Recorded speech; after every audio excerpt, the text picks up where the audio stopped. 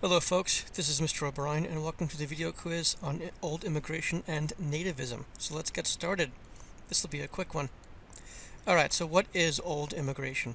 It basically is immigrants that came from Northern and Western Europe, mostly before the Civil War. Alright, what specific countries? Ireland, Germany, and England.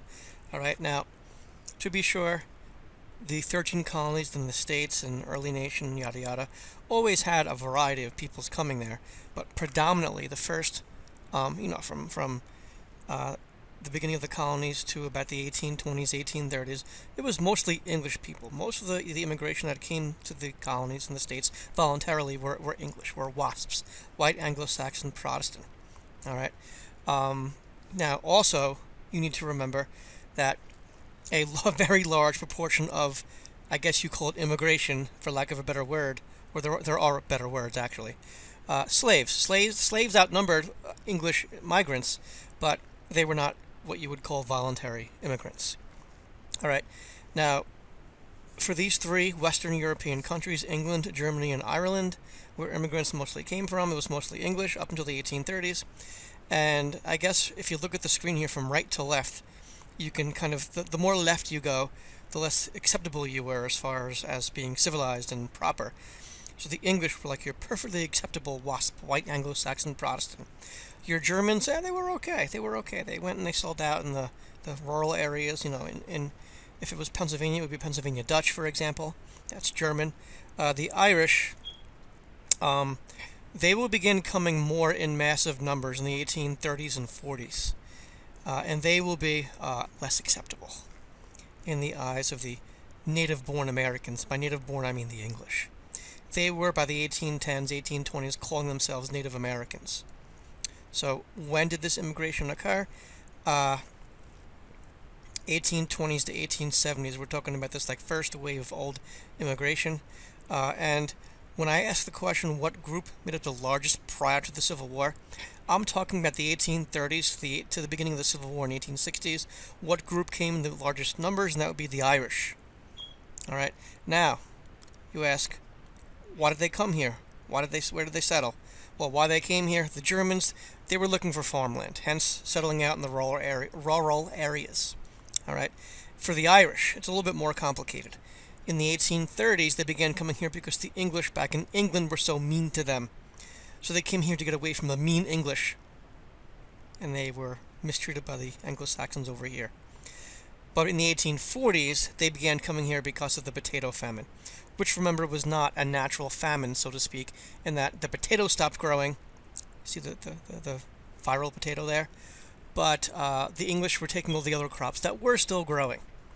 All right, so the Irish began coming here in massive numbers, and I should also say, in the 1830s, the Irish that were coming here were, first of all, it was less of them, but they were more skilled. They were less in a desperate situation.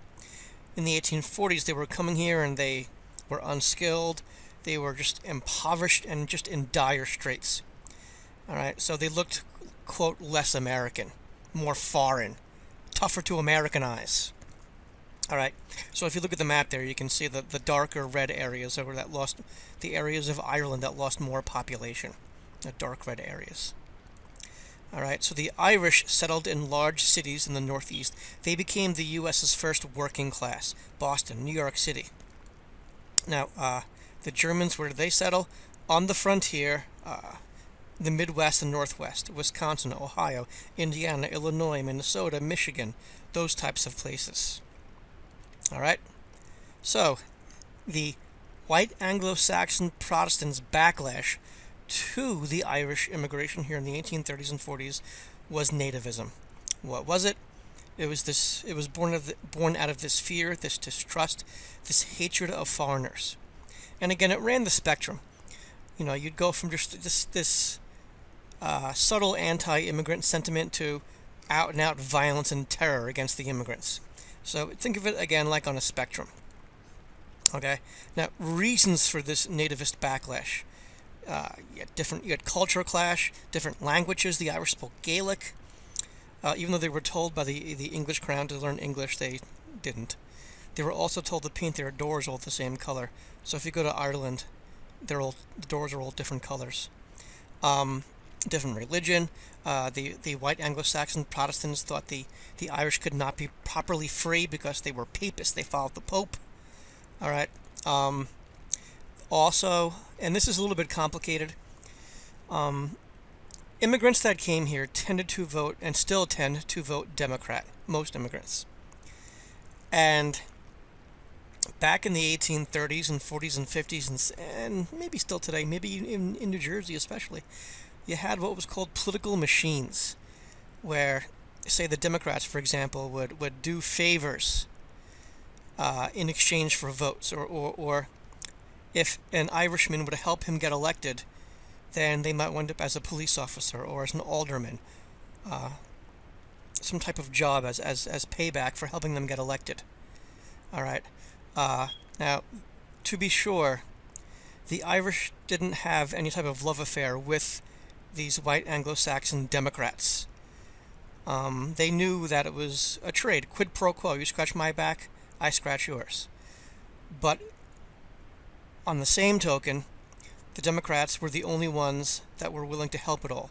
Granted, the help was in exchange for votes. It wasn't out of any type of genuine, authentic desire to help the Irish. But they were the only ones helping, whereas the Whigs and the Republicans, they were more judgmental. They were kind of your proper version of your nativists. You know, a proper version of your know-nothings. So they turned to the Democrats. They might also get a job helping to build Central Park, for example, in the 1840s and 50s. All right, so they tended to vote Democrat. One of the political machines, the most famous one, would be Tammany Hall in New York City, Boss Tweed. Again, depicted in Gangs of New York. All right. And the other thing is, immigrants competed for the same working class jobs that your working class Protestants would fight for, and your free blacks would fight for in, say, New York City. So there was job competition, which always led to tension. All right. The other belief was that since the Irish were willing to take less money to perform a job, it would bring down everybody's wages. Okay?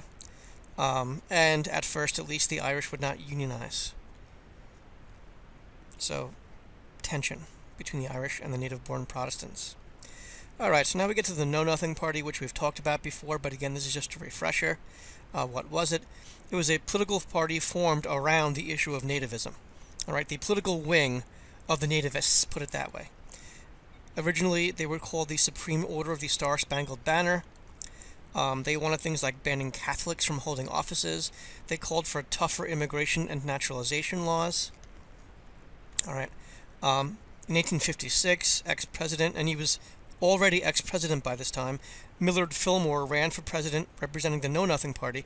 Now again, he did not run, he did not seek out this nomination. He wasn't even in the country when the American Party, which was the Know Nothing Party, had their nominating convention, but he accepted it, and he actually won 21% of the popular vote among Americans. All right. But by 1860, they were no longer a political threat. They were absorbed, for the most part, by the Republican Party. You know, the Know-Nothings were anti-slavery. They were anti-slavery and anti-immigrant at the same time.